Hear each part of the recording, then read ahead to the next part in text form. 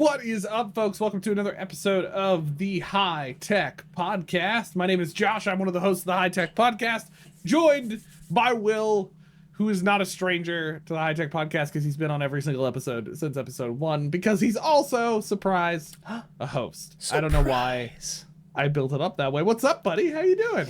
Yeah, it's another day in paradise. We've been doing a lot this evening already. Yep. And had our technical issues. This takes me back to the early days of the podcast where we were like spending 3 hours a bunch of planning. Yeah, like multiple hours before we had kind of optimized some things, you know? Yeah. That was the vibe. Yeah, I don't know, how's your week been? We're on a Tuesday. How's your week? Pretty. The listeners need to know. They've all been asking. They're just we've been having a side chat on the. You hanging out with our listeners without me? I see how it is. Yeah, we have a Monday gathering. Oh. Before recording, it's a whole thing. Yeah. So I've been on every episode, but none of the Monday gatherings. I see how it is. Yeah. Well, we thought you were busy. It was a whole thing. Yeah. Respect. It's fine. It's pretty good guess actually that I would be busy. Now this week's going pretty good. Pretty much working out of the candy factory anymore. So I go down to the office. It's been a very good thing to be out of the house working. So that's nice. And then I'm spending a lot of time with really cool candy factory people. All these other co-workers. So I've gotten a couple of episode ideas we're putting on the roster because of that. So it's good. It's another week in paradise. It's a whole week that we can just chalk on the paradise checklist.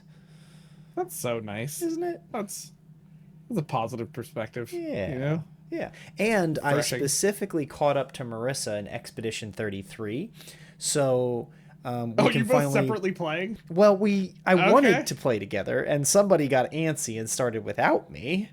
So then I was like, all right, I'll catch up to you. I kind of hear that she's like taking her own Steam account out on its own. There's talks. There's some talks. I heard the family wanted another member to join. The family was pulled together in a text thread today to ask if a new member could join. A vote has been brought to the table. A vote has been cast on the Steam family side of things. All right, so while we're here, and I can record this for forever, so that this goes down. We want this to be in digital writing, so to speak. So, if you will. So. We have Steam families, which represent actual legitimate families. If Steam's listening, Valve, they are real families, 100%. There's no question. We live and depend upon one another, making us. When I say my Steam family was pulled together, I mean we just met in our living room because we see each other on a regular basis. All of our different devices. So, Marissa, I started a Steam family because. I was not provided. Sorry, this is funny.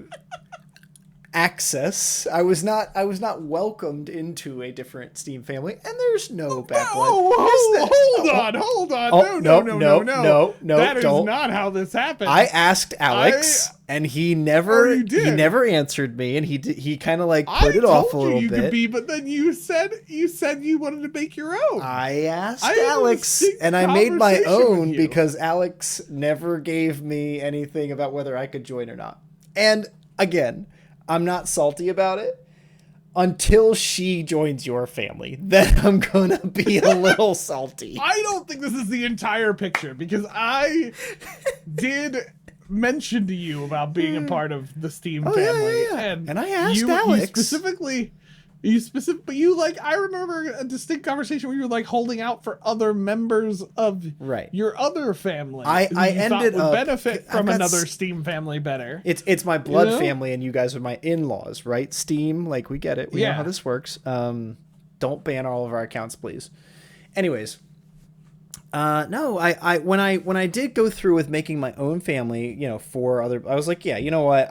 I've got the largest library of that group of people, so I was bringing the games to them. It was an offering to those people to provide it's cute them. That you thought your library was large, but it's fine. They had 5 and 10 games. I had 100. So comparatively, I did have. Yes, comparatively, I did have enough. I don't have 700 like lot. some.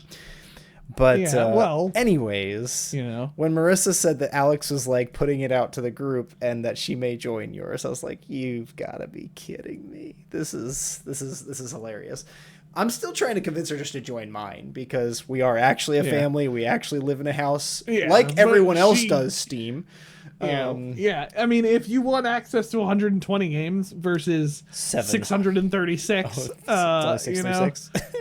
Well, that's my uncategorized. I don't know if it's calculating them all together. I actually think it's more than that. Yeah, that would make sense because it's pulling my installed locally out separately. So, and the 10. So yeah, it's basically 700. Yeah, 700 games. It's a lot of games. It's a lot of games. Yeah, we have 2 copies of Expedition 33. Yeah, you do. Because it's that good. So once she joins your family or my family, we're gonna be able to do that. But I will tell you, this does mean that whatever the new gaming PC choice is, we don't need to air that one on air this episode. We can do the next episode. Whatever the choice is, I do want to air on the episode. Okay, this is a divergence here, folks. We're gonna get another computer. Will's getting another computer, okay? And somebody on this podcast thinks Will should build one because it's clearly the correct route. I would like, and Will's a little nervous about it, I would like to point out that I told Drew about our fellow, my coworker and our fellow friend, about your hesitation, if you will, about building a PC. And you want to know what his exact response was? I told him your reasons.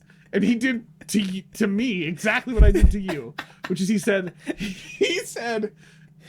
verbatim, you mean he's afraid of what's currently happening to his custom built PC that's currently happening to his pre-built PC? Yep. And I said, yes. And he proceeded to say, that's stupid. I bet I know exactly what he said. That's I guess yes. There's lots of choices. He would like me to extensively remind you that with PC Part Picker and strategic planning, you can pick warranted parts that are multi-year proven to work together. You do not have to go as experimental and extravagant as I did, though I will note I'm not buying a new PC at the moment. So it's we're gonna get there. There's all opportunities. That's a divergence from the regular High Tech Podcast stuff. Anyway, I will say, if you're listening to the High Tech Podcast and you think Will should build his own PC, come to our Monday night gatherings and let me know, and I'll tell Will. No, hit us up at inbox@hightechpod.us if you think Will should build his own PC. Spam email us as much as possible. Hit us up on social. Drew, if you're hearing this episode, this is your chance, my man. Let him know. Just a reminder, the High Tech Podcast, we are online. We are on the interwebs. All our socials, you can find us at High Tech Podcast or at High Tech Pod. One of those two, just look it up. You'll find it eventually. Again, you can email us at inbox@hightechpod.us if you'd like to tell Will he needs to get a custom PC, or if you'd like to be on the podcast. You have thoughts about something we've said. I don't know. Whatever. Let us know. You can email us at inbox@hightechpod.us. And a reminder, we have a website, hightechpod.us. I don't know if you're seeing a pattern, but hightechpod.us. You can find our website where we have episode pages. We provide resources on those episode pages as well. Sometimes links to articles. Sometimes we'll share, like today we'll probably share the apps we are building in this episode. A little more to come in a second about that. I will be honest, it all depends on how busy Josh currently is in that moment, what ends up on that episode page. So right now, listeners, you've been getting kind of crap, I gotta be honest. So the embedded video. But give me a couple more weeks and we'll be back on track where we are at. So anyway, that is the regular spiel. Now with that, we have a special episode tonight that is gonna be a fun one, but I feel like you should give the background here, because if this definitely spawned with anybody, You know, it started with the great Will Illingworth, if anything. It was the year of our Lord 2021 when my wife said, I don't want to pick menus anymore. Sorry, you gotta envision this, okay? It's like, you know, Will is in a fireplace in the dark in a castle, you know, and he's whittling a little wooden statue, and his wife comes over with a cup of mead, hands it to him, and says, "I don't want to make menus anymore." I hope she would say, "Aye, my lord, no more menus for me." But anyways, yeah, okay. Never gonna happen. That's where this is where this analogy breaks down. So in this episode, we are going to demonstrate how easy it is to make an app with AI. Now, that's the TLDR. How do we get there? The whole idea came together because, for me, several years back, my wife and I, Marissa, she does not like the process of picking out the menu of food for the week. I don't mind shopping. I like going shopping. I enjoy the time of walking around the store and stuff. She doesn't mind cooking, and I help to cook every once in a while. Like we've got a lot of the pieces in place to make this a well-oiled machine to make meals. Neither of us have any interest or skill or inclination to pick the meals and to make it every week. So she had been asking me to, or just kind of saying, can we make this better? How do we make this better? And I said, you know what? I bet you I could make an app. Now, this was very early on with ChatGPT. It wasn't 2020. It might have been 2021. I forget exactly how early this was, but she's let's be real honest here for a hot second. 2021 Will is a different Will than right now. 2021 Will, when we were doing podcast episodes about AI, it was kind of meh about AI. He was like, it's a thing, I guess. I don't see how I'd use it. Tinfoil hat, Will, like tinfoil hat. Yeah. That was 2021 Will. He was in a castle, for goodness sakes, whittling wood. It was a whole thing. I actually want to go back, frankly, because I'd like to have a castle. But I did commit. So what we did for a little while was we wrote down, we still kept picking because I didn't have the app yet. We kept making our menus, and she was writing down every meal we were making, which resulted in me getting a list of 135 meals that we enjoy eating. And once I had that list, it wasn't worth it for me, in one sense, to start making an app with 2 options. I wanted tons, so I waited till we got there. And the craziest app ever. You'd just be getting pizza every other day. Here's your 5 meals, and you can have them Monday, Tuesday, Wednesday, Thursday, Friday, and then repeat. Even the app you make responds back at that point and goes, "Why am I here? Why are you doing this to me?" Right. So I leaned in, and I got with GPT, and I made a little Google app, right? And when I say that, literally the result of my work was to make a button, and if you press it, it gives you menu options and tells you a few things. I had grand ideas about where this is going to go. I'm going to show you this in a little bit, but that very idea started it for me, because then fast forward to 2025, this year I've already made 3 or 4 or 5 apps, things that can do a task for me. It doesn't have to be a mobile phone app, right?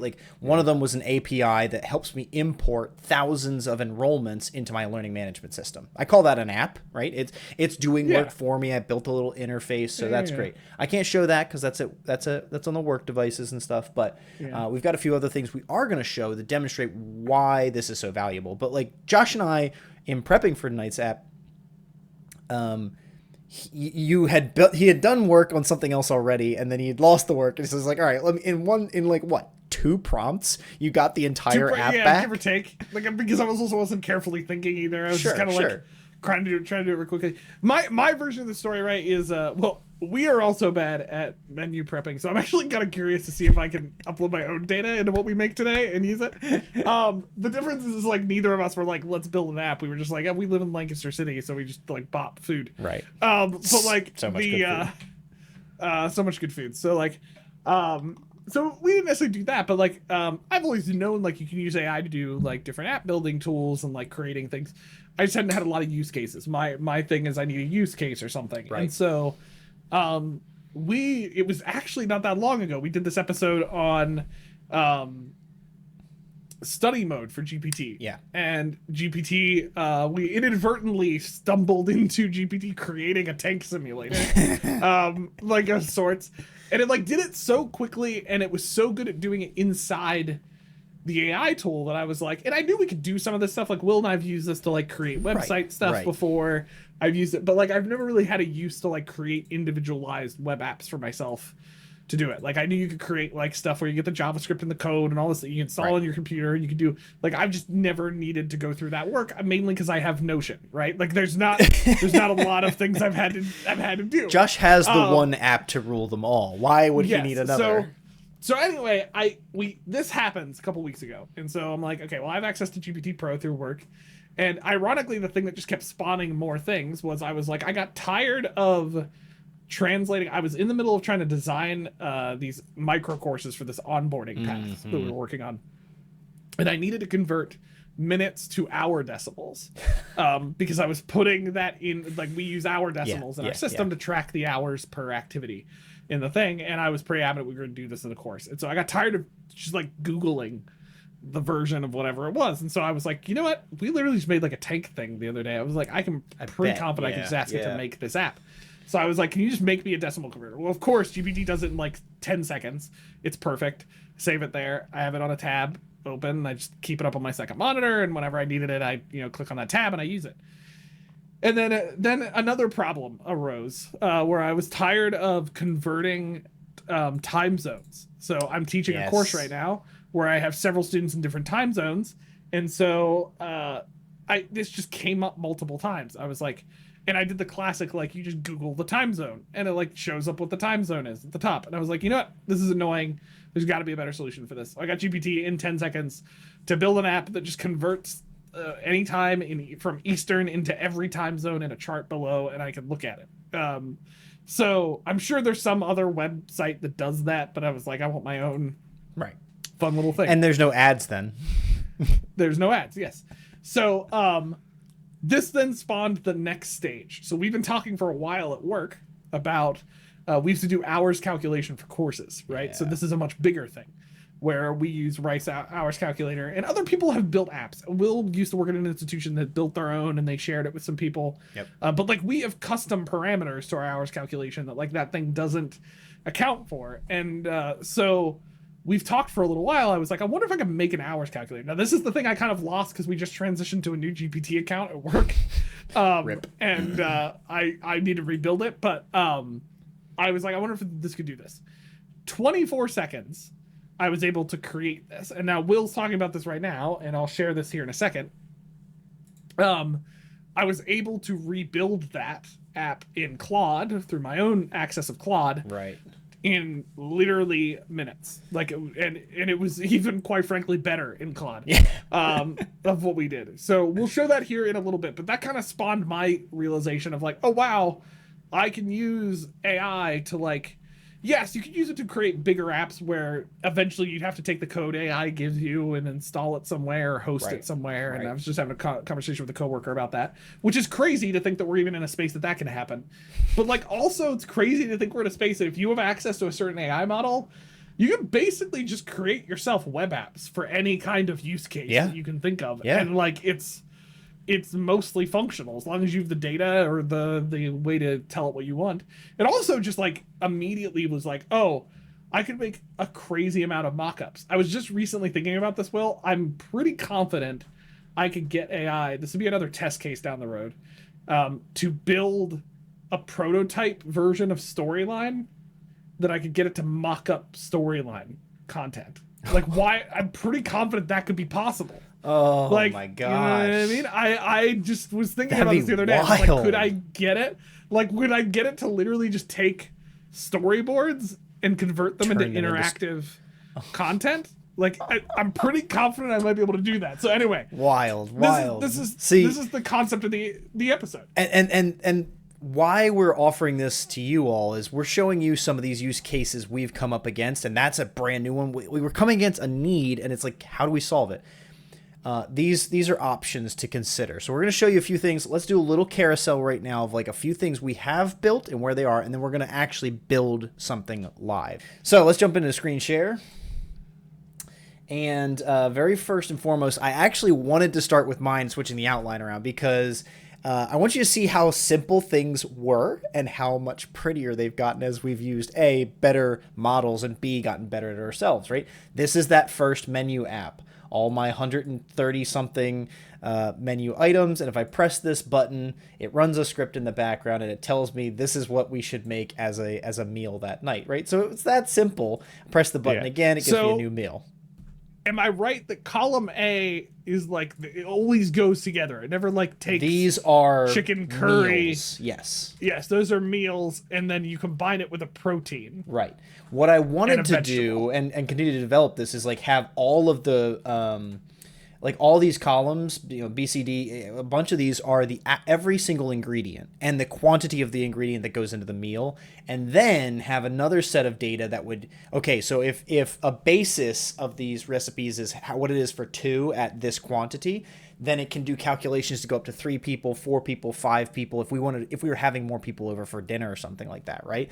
So that's why this looks as it is, but clearly all I got to was press a button and it gives me something. I promise you folks, by the end of this episode, we're going to have something so much more valuable than this. But this is where I started in 2021. Now, my example that I've built most recently is this, and I like to call it Acrotext, because it is the tool TextBlaze. This is your TextBlaze. I did get it. Okay. I did get it. You did get it. Yep. Okay, I didn't think you were gonna get this. No, I didn't think so either. So I built this app also with just a couple of prompts, and even everything you're seeing here, like the first prompt, it comes out black on white. Like all this text and everything was up in the top left-hand corner, and everything was white and black. Like it was just simple HTML. And I said immediately, put this in dark mode, give me CSS, put the text in the middle of the page, make it like modern responsive UI. That one prompt turned it from like just black on white HTML to a CSS app that we're looking at.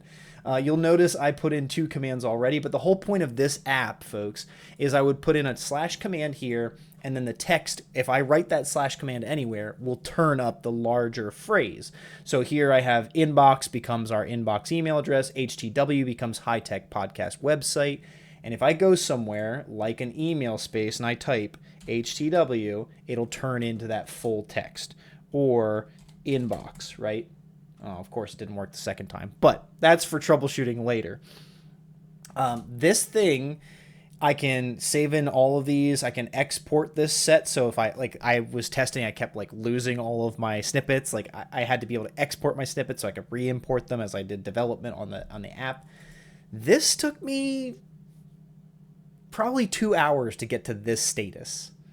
And it's pretty good. The problem I actually did run into and why I kind of gave up on it for now is this is a rich text editor, and it can recognize this rich text editor, right?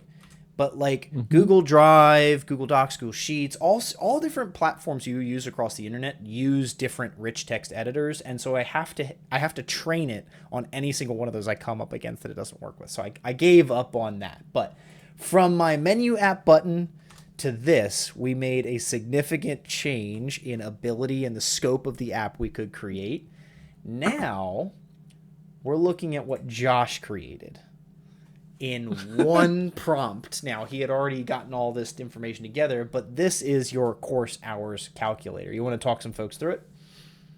Yeah, so I mean, basically, right, the concept is we have certain standards for hours. If any of you are in like instructional design or things, this will be something familiar to you. Like you have different types of things, like different readings, quizzes, activities, content, that fits certain hours calculations, right? And so as somebody who's doing it, we have a system built in Notion that will calculate like total hours for an activity or whatever you're doing. But like any activity or assignment might be made up of several different things that you're doing, right? And so we needed a more like granular hour calculator to throw in there, right? So you might have, like in our case, we have a learning sequence there. And so like you'd add different activities underneath that one kind of what's an assignment. And what it would do is kind of calculate those hours based on what's there. And then you can kind of see it's putting the hours totals up in the corner. And then if you scroll down, it will give you more information on the total. So if you just like keep going the whole way down to the bottom. Oh, okay. So you got a bunch of stuff in there, but like if you go the whole way down, there you go. You get like a course summary. So it's like breaking it up by the stuff you're doing. So all I did was upload our policy on evaluating hours, our course development guidelines that we have. It's a decent amount of page in there. And then I uploaded that into a project in Claude, and then I basically just gave it a prompt to describe what I wanted. And I didn't tell it anything about the interface. I wanted to see it what made it would all do these choices itself, the colors. It and made all everything? these choices by itself. The color Wow. coding, the bottom. The Like I literally gradient said nothing. The gradient buttons. Just hover on this and like coloring. The and hover, stuff. like if I was gonna change this, I'd probably change it so the middle was a bit more condensed, so you didn't have to scroll nearly as much. Sure. To get to the information and make it wider. Well, I was going to Probably, but, like, suggest that you put this like this is at the bottom because it's assuming you want to be done, but this is something you want to know the whole time. It should be like a pop-up tray on the right or the left or something, so that as you scroll it scrolls with you. The version I made in GPT was a little bit easier to use. I think totally. This one looks prettier. The one in GPT was a little bit easier to leverage and use. So, but again, you know, Josh, you put time into the other one in GPT, and you're like, you know, you kind of lost some work. You're gonna have to go back. But well, like 34 seconds into the other one. Yeah, this you got this far much. with 24 seconds, and now you know if you spent half an afternoon on this or half a day on this, it's going to be leagues and leagues ahead of where it is. It's going to be so much more functional. The key of just what with I've a little bit of experienced time. is like I just can keep going back and forth in the chat, telling it to edit its stuff and change some things. Yeah, it's interesting. I will say, overall, big picture so far, Claude has done some stuff more interestingly. Like it creates more stuff. GPT-5 is starting to, I think, cross its ability. Because I do feel like GPT was a little bit smoother in the creation process. Like it made some anticipation off of it. But like, yeah, we created this super quickly. Yeah. And what's interesting, I will say about Claude that I really liked is I was able to publish this app so that it's web accessible. And that's how Will has access to it right now. So this is actually hosted on my Claude. And Will can just like open it up. So our dream today out of this is that we can create Will his menu creator. That's the goal in this episode. We're gonna live try to do this and see if we can figure it out. I'm gonna kind of walk you through some things I've learned over doing this that's helped me. I'm not some expert in this either. I'm sure some people watching this will be like, well, I would do this differently. Yeah. That's great. Good for you. But this is what I've learned so far that's been working. I've kind of been experimenting. Neither Will and I are coders. We have no heavy expertise in like app creation. That's why we're using AI. If we were coders, Will would have more than a Google sheet. So we'll have a different job. So this is why we're doing what we're doing. So I'm gonna go ahead and share my screen here. We're gonna use Claude just because that's what currently we use in the podcast for stuff. So we have more access to Claude right now. But you can absolutely do this with GPT as well. That's what I do at work. We have access to GPT at work through a pro account. So I'm gonna go ahead and share my screen. So we got Claude open. So a couple things here real quick that I want to talk about. So in general, when I'm doing this app building, I don't know, Will, what your experience has been in AI, but I have leaned heavily into projects. To do this because both Claude and GPT have project tools. Actually, I think GPT just made their project tools free now in the free version of GPT. But basically with a project, what I can do is kind of host instructions and files and connectors in one area. So if I need multiple data sources, so like for instance, the hours calculator, real quick, I uploaded documents from my team that lays out standards, right? And so I have that uploaded. I didn't give any instructions, but you can also add instructions. I've done that on a couple projects as well, right? Where like I can tell it, if you want to kind of tie this to something, I kind of call this a script because this is tying back to, actually I don't remember what episode it is, Will, where we talked about creating a Dust Buddy AI assistant agent stuff. I'd have to pull that up here. End of the 190s, maybe 200s. Yeah, something like that. It's a really cool episode where Will and I get access to a really sweet tool called Dust to create this. And Will was walking through his process for kind of creating a script of instructions that kind of dictates how the whole thing works. That's very much how projects work in GPT and Claude as well. You can kind of set these instructions that dictate how the entire project's going to use the resources. Now, in the case of building an app, I usually don't need to do that nearly as much. So in this case, I just uploaded the hours calculators, and then I created a chat where I asked it its prompt for what we were going to do. So that's generally my starting point. The other thing I do when I start uploading stuff is I just picked this up from somebody a little while ago, which is I upload the resources I need, and then I do what I call diagnostic steps, which is I get in chats and I ask it, can it access the resources I uploaded? Yeah. Because you're not always sure. I mean, if you upload Excels and PDFs and stuff in general, it should be able to, but depending on formatting, things like that, you want to understand how the AI is reading the data that you're putting into it before you just start trying to do stuff with it. Right. So that you can make sure you know how to communicate to it, how to use that data.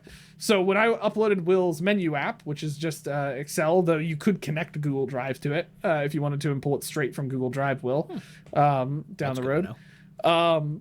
I uploaded this. I asked it, okay, can you see the file? Can you access the menu app Excel file in this project? I can see the file, and then it does a bunch of analyzing data. GPT does this too, where it'll start analyzing how it can access it, right? And then it gives me a little bit of a summary, right? Here's the file structure. Here's what we've got going on. Spreadsheet contains 135 menu records. Is that actually the number, 135? Yeah. Is that accurate? I got it. Okay, cool. So Will and I haven't actually gone through this data just yet, so we're going to go through it here in a second. So it looks like we've got the following columns: menus, protein, and vegetables. Is that correct? Yep. That's our 3 main columns. And then for 2, 3, 4, these columns appear to be mostly empty in the sample data. That is correct. And then sample data. Does baked potato, broccoli, and ham go together? Yes. It does? Okay. Yeah. Balsamic chicken tenders, pretzel with broccoli and cauliflower? Yep. Is that right? Okay. Okay. So it's reading the file. Okay. This is great. Cool. It's got it. Okay. So the next step is we need to just start trying to get it to create the app. So so real quick, let's just go over this. So you've got your menu items, you've got your protein.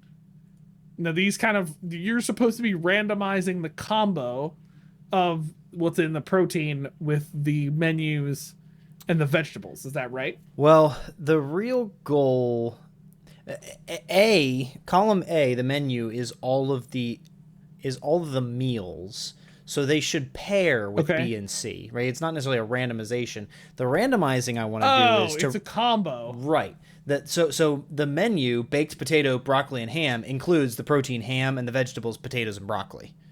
Right? Some of them are descriptive, right? Baked potato, broccoli, and ham, but some of them is like, Ben birthday meatloaf. Well, then you need the protein is burger meat and the vegetables are potatoes and Brussels. So that's the goal of how I wrote this originally was that when it picked a menu item, it also gave me the ingredients, because some of them are not as descriptive, right? Like curry or something doesn't have all the spices and all the other things that are supposed to be in a curry. Like I would, and I didn't do it yet, but you would have to write out those details so that you had all of the ingredients you need.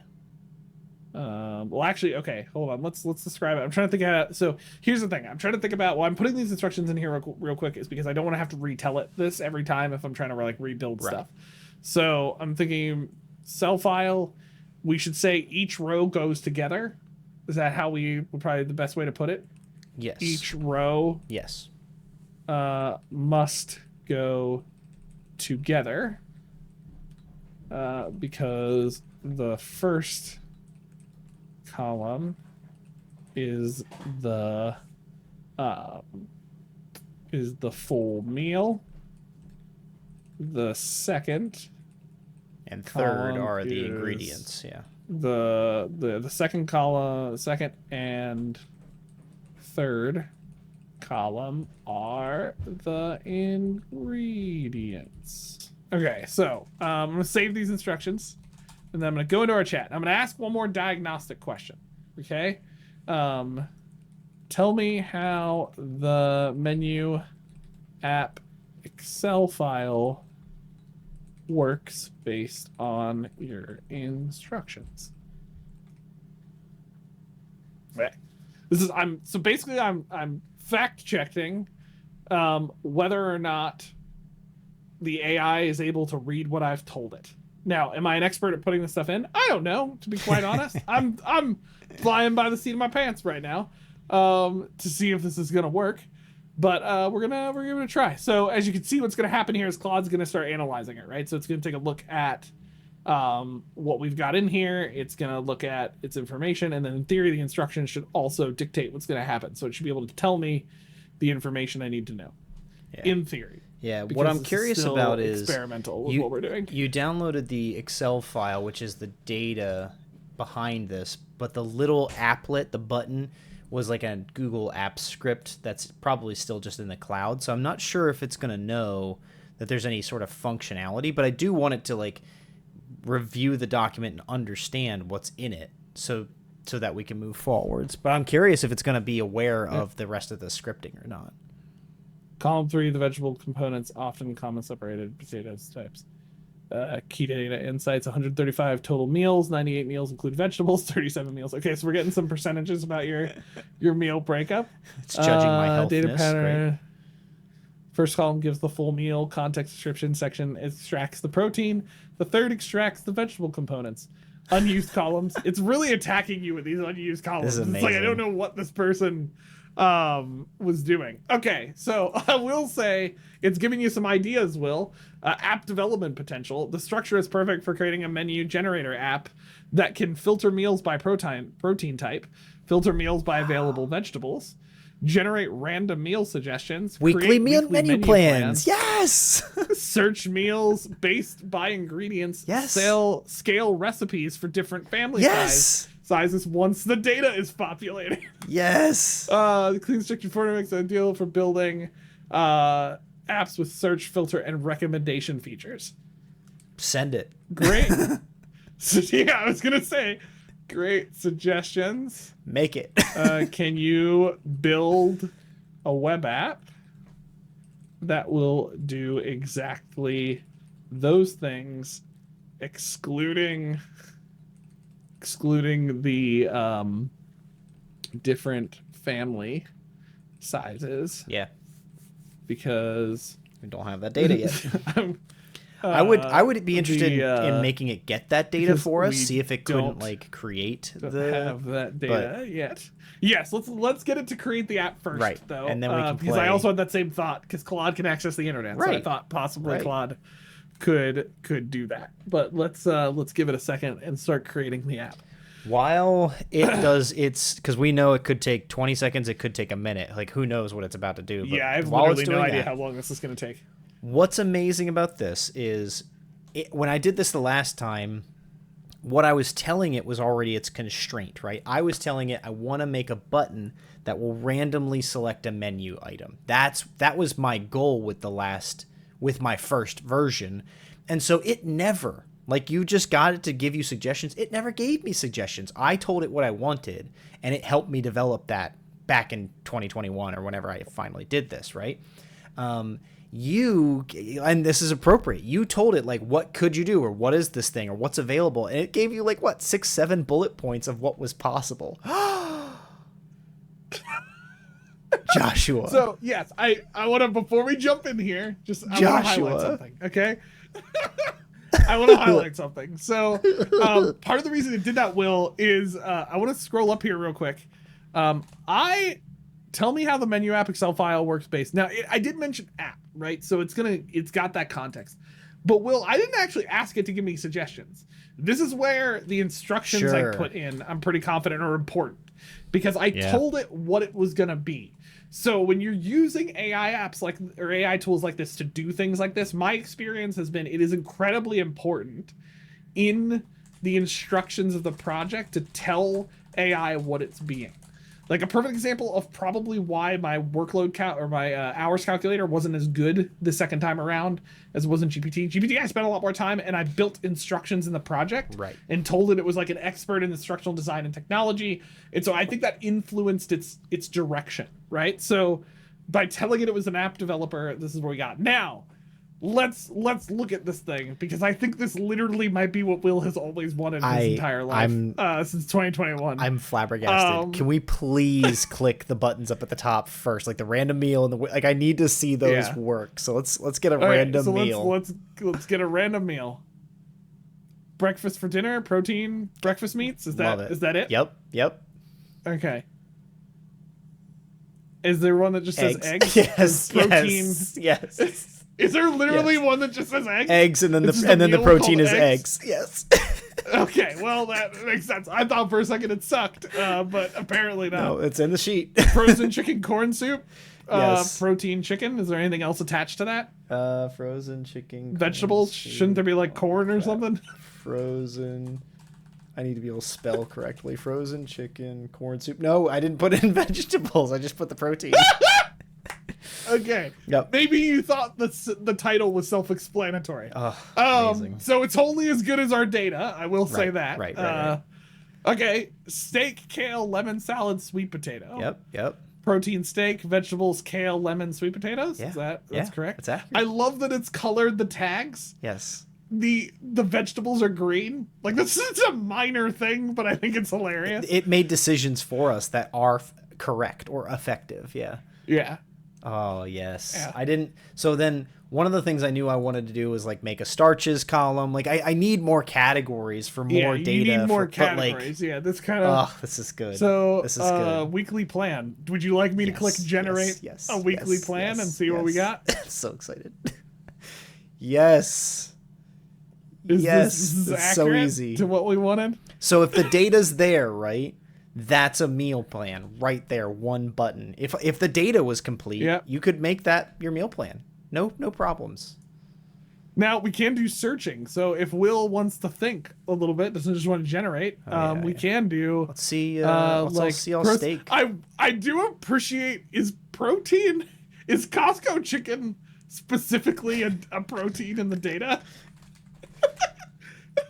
You don't see, sorry, in my share screen, I forgot. You don't see the drop downs. Okay. Yep. So I just clicked in protein and Costco chicken was an option.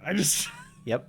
Costco beef, Costco pupusas, really and Costco chicken are all proteins because we were buying those things like frozen Costco meats. Yeah. So you can't see the drop downs. When I click in here, there's a pop out that's coming up. Yep. Cranberries. Apparently you got a kale, quinoa, chicken, cranberries, walnut, and apple salad. Perfect.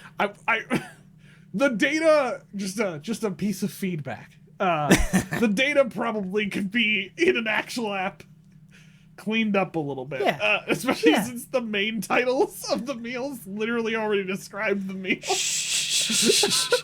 Why are you being so picky? You wanted me to name all of these? This is pretty sick. This worked very quickly, dude. Okay, so let's do. I got a couple. Well, go ahead. So one of my first thoughts is, it needs to be, the app itself needs to be updatable. Like I feel like there needs to be a menu button where I can go look through all of the menus or something, so that I can update and fix like typos, add new things, whatever. You update and fix things. Okay, let's try to add that in here. So this is great. Can you add a tab that shows all the menu rows and allows a user to add new menu items and edit existing ones. Now, the wall we might hit in the web app version is it might not allow you to do that here directly in the web app that Claude makes.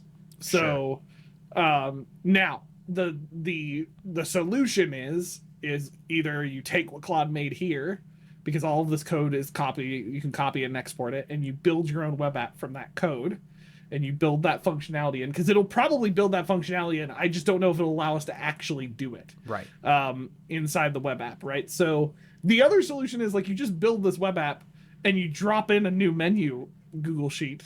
Right. The other option is for listeners, Like, I didn't do this here because I just pulled it from Will, but like in Claude and other web apps like this, you can use connectors here. So like, I could connect this to Google Drive, have it specifically pull from that Google Drive, and then you change the Google Drive sheet And then it would as just the update. data repository, which would update the app.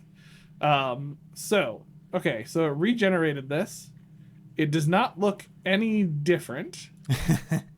So Can you click into baked potato, broccoli, and ham? well, let me I don't know, let me see here. What did it do? Perfect. I've added a comprehensive manage meals tab with full crude functionality. Have you though? Is it somewhere Where's else? the button? Where's the button? I don't see a manage. We have to refresh it. Let's give it a good old refresh.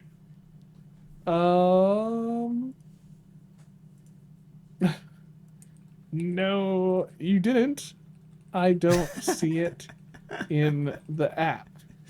Sassy. What is up? It's gonna start recoding. You're absolutely right. I apologize. I made the updates, but didn't use the correct update syntax. So, here's a fun fact. AI will definitely screw up at times when we start getting more specific. That has been my experience. Sometimes it'll tell me that it did things. My favorite GPT error, Will, I don't know if the AI tools you've done have done this, but when it tells you to download, like it gives you a link to download a CSV file or something. Yeah. And it'll tell you the files there, and you click on it, and then there's no file in the link. It just like gave a fake link to a file. And I once argued with GPT for 2 minutes about this until it finally realized there wasn't a file in the link and updated it. That's Oh, GPT. so. This is one of those things that remind me that AI is not going to take over the world just yet. No, but it can make a pretty darn good menu app. Yep. Version 1 of this menu app is already significantly cooler. And the only problems with it necessarily were the data I put into it. Like, yeah, easy. Well, it wasn't necessarily problems, it was just very confusing meals that it gave back when it was like chicken Costco corn chicken. soup. But don't worry, there's no vegetables in it. Like it's My favorite kind. Okay, There's the manage manage Let's see, meals what do we button. got? What do we got here? Okay. So, Yes. can I literally use this to edit it? Oh my gosh, I can. Okay. Let's just for fun, because I want to see if this actually works. I'll change it back, don't worry, but let's I don't care. Let's change this to Goblin. Amazing. Okay. Let's look in here. It worked. Goblin. Side note. Sorry. I love this. Now I do want to test something here real quick. So I'm gonna publish this. So fun fact, in Claude you can publish apps that you make. And you can do stuff with them. The thing I'm not sure about is whether this editor will actually hold when I refresh the app. I'm curious if that will happen. So I'm going to just open another tab here and drop that in. Now you're not seeing this on the screen just yet because I want to see what's going to happen when I do this. Yeah, Josh is doing some off-screen prep here so that we've got something we can look at and we don't mix anything up while we're in the process. But yes. I even love that it created a little icon for the app. It's got a little like chef's hat as the menu generator icon. It's just so good. So good. So the published version of the app does not have any of the meals in it that we created here. Oh. So it doesn't have any of the data. It doesn't have any of the data. So Makes when sense. I added data, it did not save it, which makes total sense. I assumed that was probably going to be what happened here, but I wanted to just this see is something we can if work that would with. be the case. We could work with this. Not a problem. This is something that you can work with. Now so there's your editing. So you can go in and add other meals. You can do things. Wow. Weekly plan, generate new. get random. Now I wonder if 401. yeah, no, that works. Was 401 Prime in there? That's what you. That was the meal you just got. The random meal you picked that came out was 401 Prime. It's just you have a restaurant. Yeah, see, protein. Restaurant is not a protein. It's not. No, it's not a protein. That's not. It has protein. That's not a protein. That's unacceptable. Unacceptable. Oh my goodness. I would in retrospect add in, like, instead of just a meal column, like a category for restaurants. So like if we wanted to eat out a night, it would pick a place for us. This is the most questionable meal planning database I've ever pulled from. It's perfect. Don't judge it. It's a thing. It's a thing for sure. Oh, so man.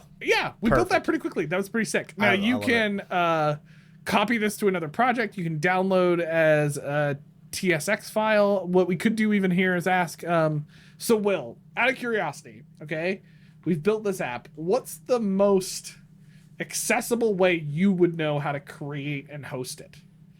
Like, what's the best way you would know how to do that's the next episode for this series, I think, is like literally how would we take this and make it real? Like, because if I hosted this locally, to be honest, the thing that I showed you guys a little bit earlier, the Acrotext tool, is a web browser extension. So I put that into my web browser, and now it works and lives inside the browser. Like I didn't need to host it anywhere. I didn't, like anything I put into that app operates within the browser. So that's easy to do. This menu generator, what would I want? Would I want this to be an app on my phone? Well, then I need to like build this into an app and get it on the Play Store in one sense. Now I could actually still make it local with like an APK file and then put it on the phone and run it locally still. I would have to build a database that goes with it. That's the thing it's missing, right? So Claude is using my spreadsheet in the background as the database to play off of for this file. We would have to turn this into something that had its own database built into it so that those data points came with the app itself. But we could make it into a phone app and it would be local on the phone. I could make it into a locally hosted app on my computer and then like host it in my house so anybody could call it from my computer up here as long as I left the computer on. Or we'd have to buy, like, we could put this on the hightechpod.us website or the harnesstech.us website with a database and like put it out there to the real world. Like all these things are possible. Yeah. But I would need GPT's help to get there. Yeah, while Will was talking, I did ask if it could turn it into a Chrome extension. It did provide me the code for doing that. So it provided the manifest, the HTML, and it's still working on providing JavaScript and CSS. So if you did hypothetically want to do that with this, you could try playing around with that and doing it. Amazing. As a fully accessible version of this. The other option you could do is, I wonder if this is something we could test off the episode because we're already pretty close to the time. I would say, like, we could maybe see if you could build an Excel upload tool into it, or like you could upload just the database of data every time you wanted to use it or something like that. But in general, there's a lot of options. Well, the last thing, anyway, that was really pretty, and it's its own web applet. The other side is to build that functionality back into the spreadsheet so that Google Suite is the thing hosting the functionality. But I want that thing is beautiful. I want to use that tool. So that is so much cooler for sure. That's folks, like it's that easy. We did that in under 20 minutes, I think, if I'm paying attention to the time clock. And even if not, it was barely 30 minutes that we spent just getting to that level of functionality.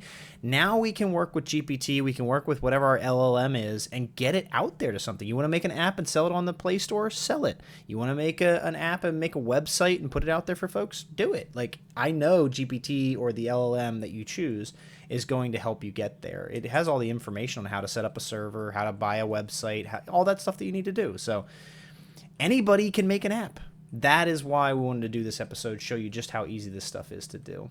Any other concluding thoughts? We'll make some of the information and or instructions about this maybe available, but like you just have to jump into one of these and try it for yourself. It's that easy. Yeah. Yeah, no, nothing else. I think this is definitely something that's very accessible to people. Go check it out. At the very least, you get to play around with ideas. Yeah.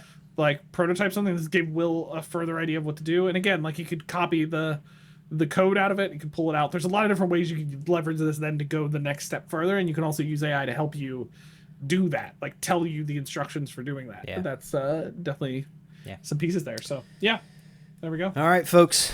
Thank you. Hope you enjoyed that. Get creating. Let us know what you create by following us on the social medias at High Tech Podcast or at High Tech Pod. Send us your examples, post us links, whatever you've got. We want to see it. If you don't have the socials, send that over to inbox at hightechpod.us. And of course, this episode and all of our episodes is on our website, hightechpod.us. Please check those out. Check out our affiliates, Notion and Reflection and Scribe on there. And share these episode pages with your friends. Help us grow the pod. Help us grow the community. That's a wrap on episode 214, Empowering Minds. Embracing tech. Cheers. Cheers.